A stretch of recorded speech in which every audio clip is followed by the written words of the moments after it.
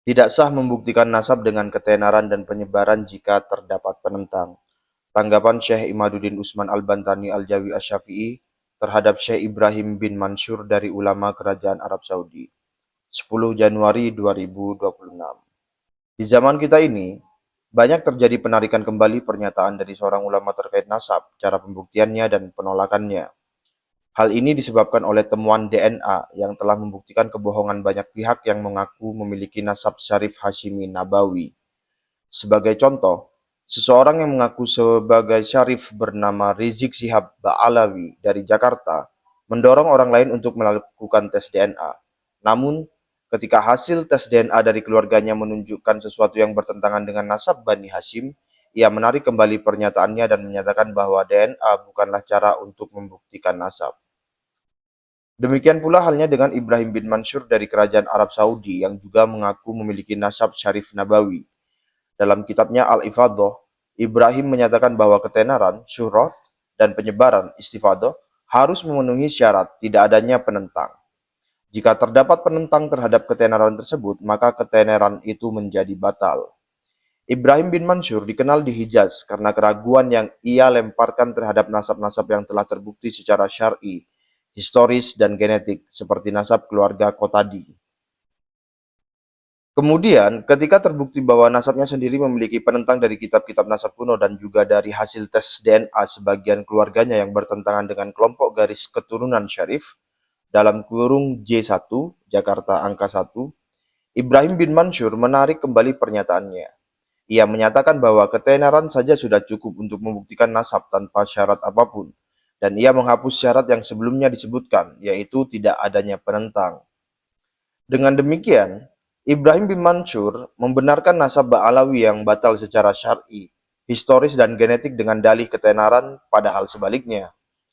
Nasab Ibrahim bin Mansur dan nasab Ba'alawi berada pada tingkat kebatilan yang sama secara syar'i, historis dan genetik.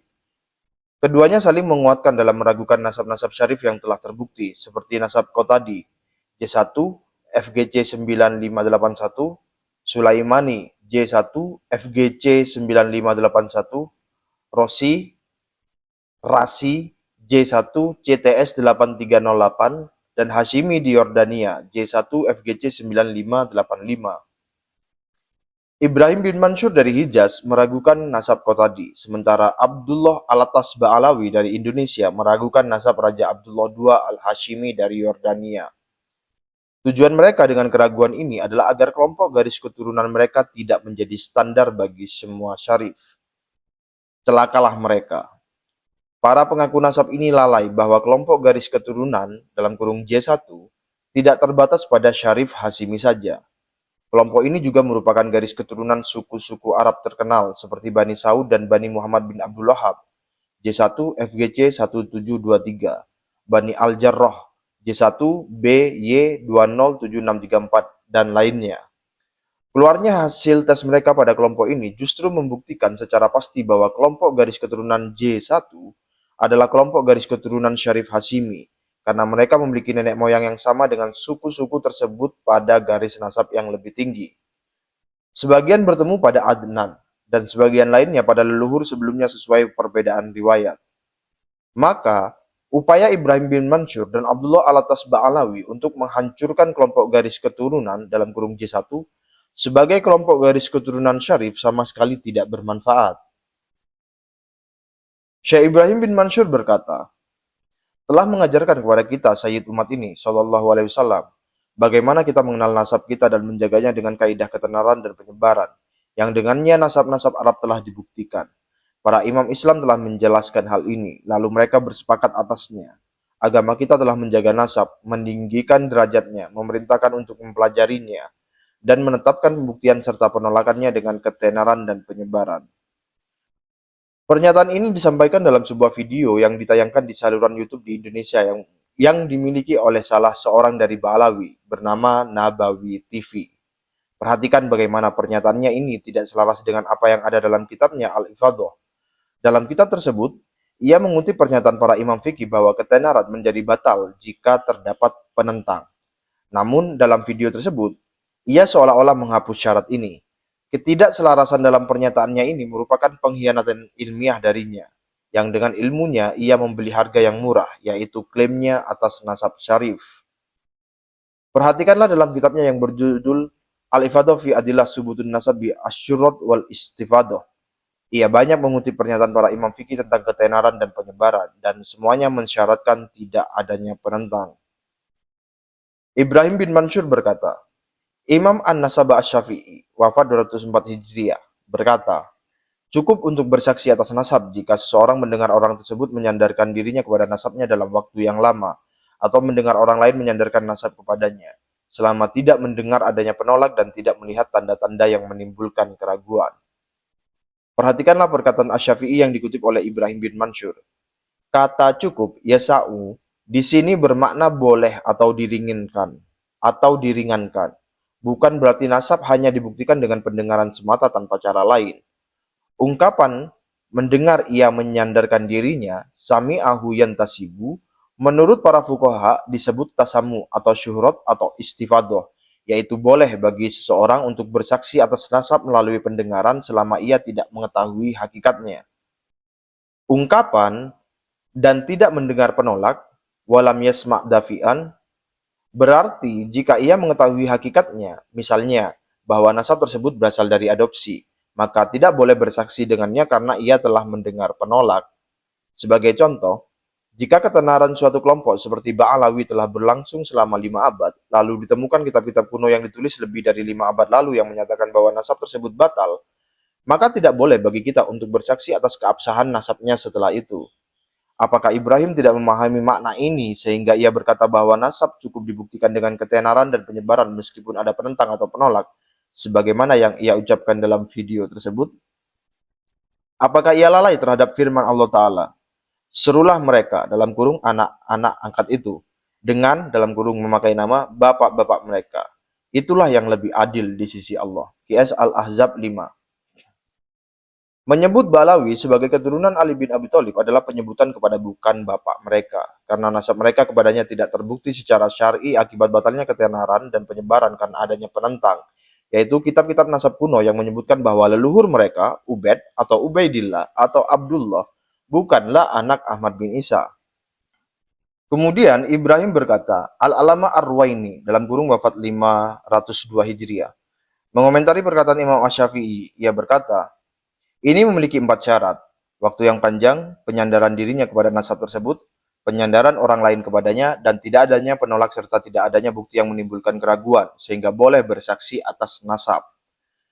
Perhatikan juga komentar Ar-Ruwaini atas perkataan Asy-Syafi'i. Ungkapannya, dan tidak adanya bukti yang menjadi sebab keraguan sehingga boleh bersaksi atas nasab. Jelas menunjukkan bahwa kesaksian atas keabsahan nasab tidak boleh dilakukan melalui pendengaran, yaitu ketenaran atau penyebaran jika terdapat penolak. Perkataan para fuqaha bahwa kesaksian untuk membuktikan nasab boleh dilakukan dengan ketenaran bukan berarti boleh secara mutlak, melainkan boleh dengan syarat tidak adanya penolak atau penentang. Jika terdapat penentang, maka kesaksian dengannya tidak boleh. Di mana pemahaman Ibrahim bin Mansur terhadap hal ini? Apakah ia tidak memahami ungkapan para fuqaha atau ia sengaja mengabaikannya demi hawa nafsunya dalam mengaku syarif agar nasabnya tidak dibatalkan oleh orang lain? Ibrahim bin Mansur berkata, demikian pula teks Al-Hafiz Ibnu Hajar Al-Asqalani, wafat 852 Hijriah, menyatakan bahwa apa yang telah tersebar luas di antara manusia bahwa seseorang adalah dari Bani Fulan, maka nasabnya sah selama tidak terdengar celaan yang benar terhadapnya. Ini teksnya. Sesungguhnya nasab termasuk hal yang dapat dibuktikan dengan penyebaran, kecuali jika terbukti sesuatu yang bertentangan dengannya. Dan ia didukung oleh Al-Faqih Ibnu Hajar Al-Haytami, wafat 974 Hijriah.